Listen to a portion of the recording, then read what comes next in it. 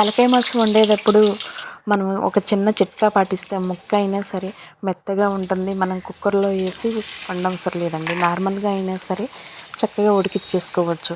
నేను ఎట్లాగో వీడియో రూపంలో మీకు మొత్తం వివరంగా చూపిస్తాను. ఎక్కడ స్కిప్ చేయకుండా వీడియో చూడండి, మీకు అర్థమవుతుంది. అలాగే మనకి స్పైసీ ఎక్కువగా రావాలి అంటే మనం గరం మసాలు, మనం బయట దొరికే మసాలాలు ఏమీ అవసరం లేదండి. మనం ఇంట్లోనే హోమ్మేడ్గా చేసుకోవచ్చు. నేను ఏమేమి వేసి మసాలాలు పట్టానో మీకు వివరంగా చూపిస్తాను చూడండి. దీనికి సీక్రెట్ ఈ మసాలానండి. మనకి పులుసు చిక్కగా రావాలన్నా ఇప్పుడు నేను చూపించే విధంగా ఈ మసాలాలు పట్టుకోండి. అల్లం, వెల్లుల్లిపాయలు, ధనియాలు, లవంగాలు, దాల్చిన చెక్క, గసగసాలు, ఒక స్పూన్ గసగసాలు, ఇంతేనండి. ఇంకా ఏమీ అవసరం లేదండి. చక్కగా మనకి అన్నీ వేసేసి మసాలా పేస్ట్ రెడీ అయిపోతుంది చూడండి. ఇంకా మనకి పులుసు కొంచెం పలుచగా ఉన్నా సరే మనకి చిక్కగా అనిపించిద్దండి, ఎందుకంటే కేవలం ఈ మసాలా వల్ల. అలాగే స్పైసీనెస్ కూడా చక్కగా ఉండిద్ది. మీరు ఒకసారి నేను చూపించే విధంగా వండి చూడండి, మీకు ఖచ్చితంగా నచ్చుతుంది ఈ వీడియో.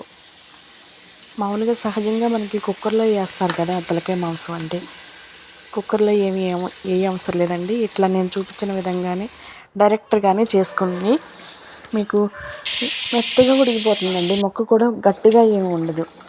నేను ఇప్పుడు వేసింది మెదడండి, అది కూర మధ్యలో వేయాలి, ముందే వేయకూడదు, ఎందుకంటే కరిగిపోయిద్ది.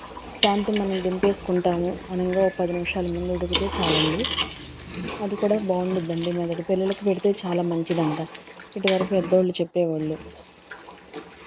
ఇంకా నేను ఇది ఓన్లీ ఎసరుపోసి ఉడికించుకుంటామేనండి. తర్వాత చిక్కబడిన తర్వాత కట్టేసుకుంటాం. దీంట్లో కొత్తిమీర కూడా ఏమీ వేయలేదు, వేయకూడదు కూడానండి.